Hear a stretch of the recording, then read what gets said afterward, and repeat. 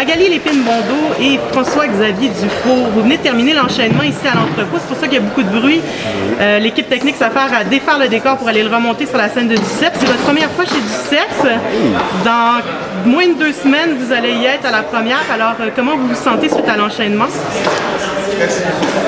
C'est le premier enchaînement dans le décor, donc ça demande toujours certains ajustements, mais je pense que somme toute, ça s'est bien passé. C'est bien déroulé, on avait du beau monde qui nous écoutait et tout, donc non, je pense que ça s'est bien déroulé.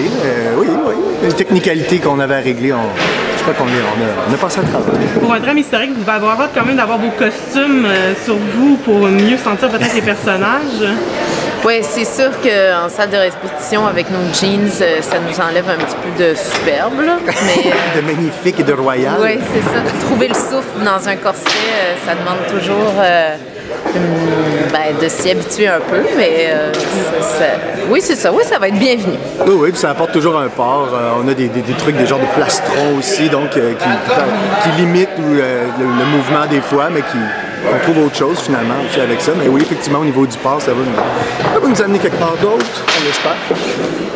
Et toi, François-Xavier, tu joues le roi Louis XIV. C'est quand même une tâche assez colossale que de jouer ce personnage historique-là. Est-ce que tu abordes de la même façon un personnage inventé qu'un personnage historique comme ça? Bon, j'essaye quand même de faire un tant soit peu de recherche là, au niveau de l'histoire. Évidemment, on ne peut pas passer à côté. C'est quand même le roi Soleil. C'est quand même une personne...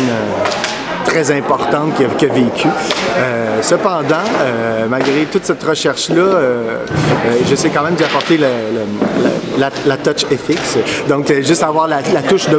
C'est moi aussi, hein, ça serait peut-être pas nécessairement intéressant de faire un truc copie conforme, surtout dans l'optique de la pièce. On veut quand même s'approprier les choses, les personnages et tout ça. Sauf qu'on ne peut pas déroger des trucs qui sont historiques. Donc, il est difficile de trouver des vraies vidéos de Louis XIV. Oui, c'est vrai qu'il n'y avait pas de caméscope dans ce temps-là. Et c'est comment partager la scène avec quand même 2 monuments du théâtre québécois comme Michel Dumont et Monique Miller? Ça doit être impressionnant quand même. Oh oui, c'est extraordinaire. Oui. Moi, je fais l'éponge, là. J'en prends. C'est une chance. C'est vraiment 2 personnes avec qui... c'est banal à dire, mais avec qui on apprend beaucoup parce que c'est vraiment dans la subtilité, quasiment pas dans le rien faire, là, je ne vais pas banaliser ça à ce point-là, mais il y a quelque chose de très détendu en fait, dans la détente, que moi j'observe beaucoup, puis que j'essaie de m'imprégner de ça, puis d'apprendre à ce niveau-là avec eux. Magali, peut-être tu peux nous parler de ton personnage, Marie Mancini. Les personnages ont des différentes opinions sur Marie Mancini. Certains la voient comme innocente, d'autres comme manipulatrice. Comment toi tu la vois? Bien, nous, on a plaisir à jouer un peu sur cette fine ligne-là. Je pense que ses sentiments sont sincères. Mais en même temps, on tombe pas amoureuse du roi de France comme on tombe amoureuse d'un valet de pied. J'imagine que ça a des répercussions gigantesques.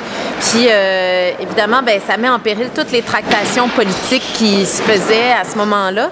Donc, oui, je pense qu'il y a à la fois des sentiments amoureux réels, mais aussi peut-être le désir de rayonner dans la place qu'elle pourrait occuper en tant que reine, tu sais.